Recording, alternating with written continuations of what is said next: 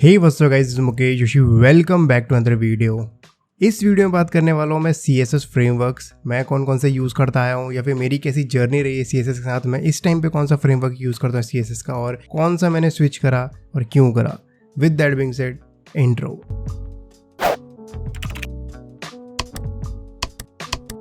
बहुत बार ऐसा होता है कि हम खुद के काम में इतना बिजी हो जाते हैं किसी प्रोजेक्ट में, तो ऐसा होता है कि मैं किसी को देखता हूँ तो ही मुझे पता चलता है कि यार ऐसी चीज़ भी एग्जिस्ट करती है। सिर्फ यही रीज़न है कि मैं इस वीडियो को बना रहा हूँ, ताकि अगर आप में से बहुत सारे लोगों को कुछ चीज़ें नहीं पता हो तो मे भी आपको पता चले इस वीडियो के थ्रू।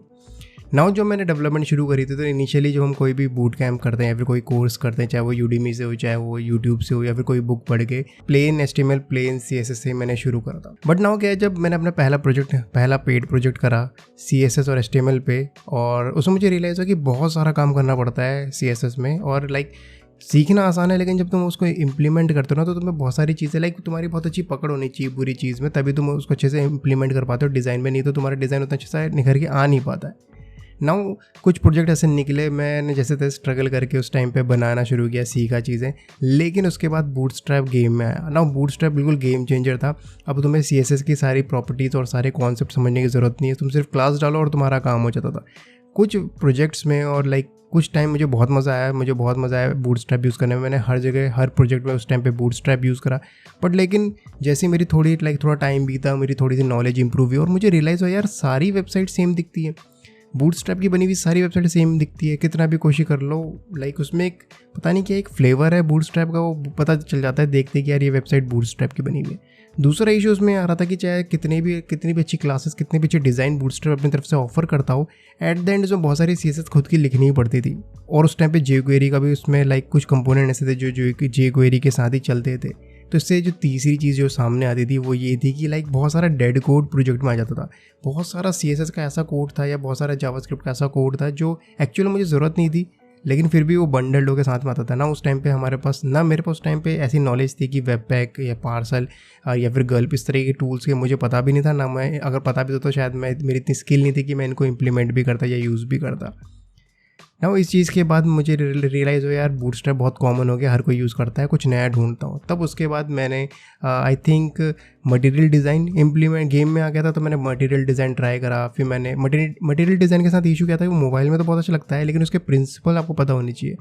कितनी भी कोशिश कर लो, बूटस्ट्रैप के साथ जो पहली इशू था कि सारे डिज़ाइन सेम दिखते हैं, मटेरियल के साथ भी सेम वही है। मैं बोर हो गया था उसके डिज़ाइन का। मैं एक ही मैंने प्रोजेक्ट पे काम करा मटेरियल डिज़ाइन के साथ, मटेरियल CSS, और बस उसके बाद मैंने सोच लिया था यार इसको यूज़ नहीं करूँगा। बिल्कुल मज़ा नहीं आता उसके साथ काम करने में, बिल्कुल क्रिएटिवनेस थी नहीं और बहुत सारी एक्स्ट्रा CSS लिखनी पड़ रही थी। फिर मैंने एक फ्रेमवर्क यूज़ करा, Cyrus, I think Cyrus is the name.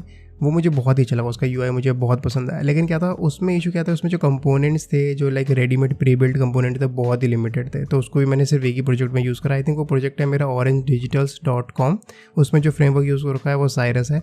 उसके बाद मुझे पता चला उसके बाद मैंने स्विच करा बुल्मा में, और बुल्मा मुझे बहुत पसंद आया। बुल्मा मैंने कम से कम 5 या 6 प्रोजेक्ट पे यूज़ करा और मेरे को बहुत मज़ा आया उसका काम करते करते। लेकिन जैसे ही मेरे टाइम बीतता चला गया और मेरी नॉलेज इंप्रूव होती चली गई। और एक चीज़ और है, अगर तुम वर्डप्रेस पे काम करो तो कुछ चीज़ें तो बहुत सारे प्रोजेक्ट में तो बूटस्ट्रैप भी घुसती है, तो बूटस्ट्रैप भी साथ में चली रही थी किसी प्रोजेक्ट में। ना बुल्मा के साथ बहुत मज़ा आया, बट सेम वही चीज़ थी कि बुल्मा भी वही है ना कि थोड़ा सा तुम कोई चीज़ यूज़ करते हो तो फिर तुम बोर हो जाते हो उसके साथ, या फिर कुछ नया चाहिए होता है। एटलीस्ट मेरी तो ऐसी है कि मुझे कुछ नया चीज़ सीखने के लिए। तो फिर मैंने पता नहीं कौन सी वीडियो या कौन सा ट्यूटोरियल देखा, मुझे एक नया टर्म पता चला, टेलविंड। मुझे एक नए फ्रेमवर्क के बारे में पता चला, टेलविंड। नाउ टेलविंड की मैंने वेबसाइट खोली तो स्टार्टिंग मुझे समझ नहीं आया कि ये एक्चुअली में हो क्या रहा है। मुझे ये भी पता नहीं ये बात कब की है, और उस टाइम पे टेलविंड बहुत ही नया था। अब तो खैर बहुत मैच्योर हो गया। नाउ एक नया ही टर्म लेके आया था टेलविंड, जिसको कहते हैं यूटिलिटी फर्स्ट फ्रेमवर्क। अब ना ये ऐसा टाइम आ गया था जिस टाइम पे मेरे को CSS की बहुत ही अच्छी नॉलेज हो चुकी थी और मैंने बहुत सारे अलग अलग फ्रेमवर्क्स यूज़ कर चुका था। इस टाइम पे मैं फाउंडेशन भी ट्राई कर चुका था, और आई थिंक प्योर CSS बहुत सारे यूज़ कर चुका था।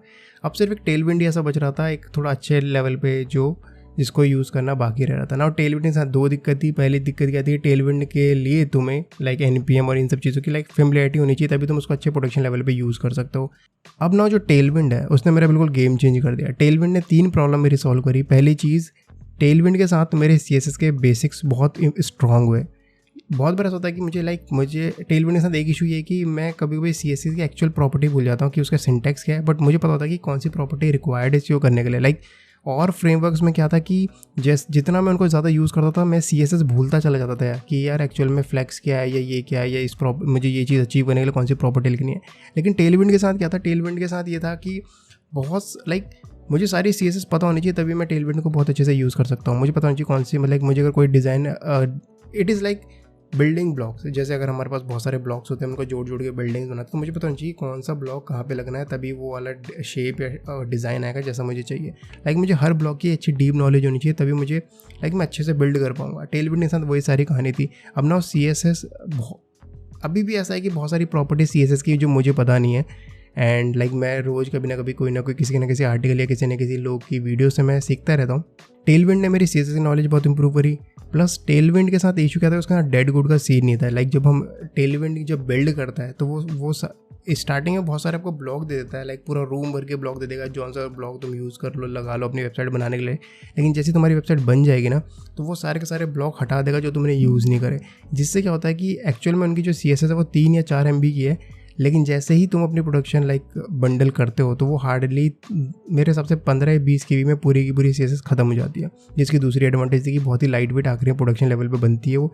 तीसरा जो मुझे उसका फ़ायदा लगा कि मैं किसी भी तरीके का डिज़ाइन कितना भी यूनिक हो, कितना भी मैं उसे अचीव कर पा रहा था, और एट द एंड मुझे CSS नहीं लिखनी पड़ रही थी, तो मेरा जो डेवलपमेंट प्रोसेस थी वो बहुत ही फास्ट हो पा रही थी एज़ कम्पेयर टू मेरे अदर जो फ्रेमवर्क्स हैं। सबके अपने प्रोज और कॉन्स तो हैं। किसी में डेवलपमेंट बहुत ज़्यादा फास्ट है लेकिन कस्टमाइजेबिलिटी लेस है, और किसी में फ्लेक्सिबिलिटी और कस्टमाइजेबिलिटी है लेकिन उसमें फिर कॉम्प्लेक्सिटी बहुत है। नाउ टेलविंड के साथ इशू सबसे ज़्यादा मुझे क्या लगा कि टेलविंड के साथ ना जो लर्निंग कर्व है वो थोड़ा हार्ड है। यानी कि आपको पता होनी चाहिए कौन कौन सी क्लास आपके साथ अवेलेबल है, किस तरीके से उसके यूटिलिटीज़ यूज़ करनी है, किस तरीके से उसकी जो बेस कंपोनेंट उसको मॉडिफाई करना है, किस तरीके से उसको NPM उसकी जो कॉन्फिग फाइल है मैनेज करनी है, किस तरीके से एक्स्ट्रा उसमें क्लासेस ऐड करनी है या फिर अपनी खुद की क्लास बनानी है। बहुत सारी चीज़ें उसमें कस्टमाइज़ करना, उसमें खुद में एक ट्यूटोरियल बन सकता है अच्छा खासा, आधे घंटे का 1 घंटे का। इतना बड़ा टॉपिक है, इतना खुद में इतना बड़ा वो फ्रेमवर्क है, तो बहुत कुछ था उसमें सीखने के लिए। पर जब मैं उसको पूरा फेमिलियर हो गया किस तरीके से उसको यूज़ करना चाहिए यार, किस तरीके से वो काम करता है, जब वो सब कुछ बिल्कुल मेरे दिमाग में फिट हो गया कि इस तरीके से काम करता है, उसके बाद से एक वो दिन था, एक आज के दिन है, मैं सारे के सारे प्रोजेक्ट अपने टेलविंड पे ही करता हूँ। तो अगर आज मुझे कोई बोलता है कि तुम कौन सा फ्रेमवर्क CSS का यूज़ करते हो, तो आंसर रहेगा कि मेरा one and only go to framework है मेरा टेलविंड। नाउ कुछ जगह टेलविंड कामयाब नहीं है। लेट्स से मैं अपने किसी फॉर एग्जांपल NPM की मैंने पैकेज बनाया, अब ना उस पैकेज की मुझे रीडमी बनानी है। बहुत बड़े चांसेस है कि मैं रीडमी के लिए कोई API मार्कडाउन यूज़ कर लूँ, जैसे डेकोरेसिस पता नहीं ऐसे कुछ करके है। बट लेट्स से मुझे 1 पेज कोई सिंपल सी फाइल बनानी है, HTML डिज़ाइन करनी है। अब उसके लिए मैं टेलविंड जैसे इतने हैवी और इतने टाइम कंज्यूमिंग फ्रेमवर्क को यूज़ नहीं कर सकता, क्योंकि इसकी इंस्टॉलेशन कॉन्फ़िगरेशन है वो बहुत टाइम लेता है as compare to other frameworks, क्योंकि बाकी में सिर्फ इंपोर्ट करनी है, स्क्रिप्ट इंपोर्ट करनी है, स्टाइल इंपोर्ट करनी है और काम हो जाता है। इसमें थोड़ा डिफरेंट है, एटलीस्ट जो मेरी अप्रोच है उसमें डिफरेंट है।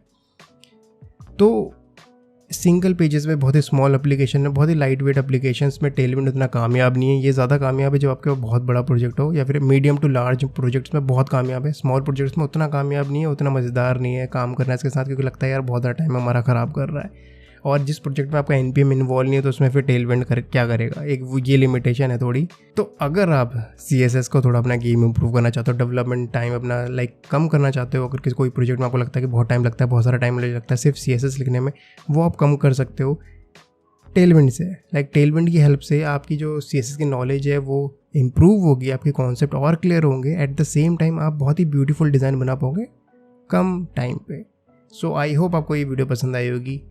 अगर आपको वीडियो पसंद आए तो please let me know in the comment section. अगर आपके कोई क्वेरी है please also let me know in the comment section. और बहुत सारे क्वेश्चंस मेरे आते रहते हैं रिगार्डिंग फायरबेस, क्योंकि फायरबेस की सीरीज़ मेरी सबसे ज़्यादा चलती है, तो मैं सोच रहा हूँ एक वीडियो फायरबेस के ऊपर 2-3 वीडियोस और डालूंगा जो रह रही हैं और जो मेरी पूरी सीरीज़ को और स्ट्रॉन्ग और रोबस्ट और कंप्लीट बनाएगी as a whole. So with that being said, I will see you in the next video.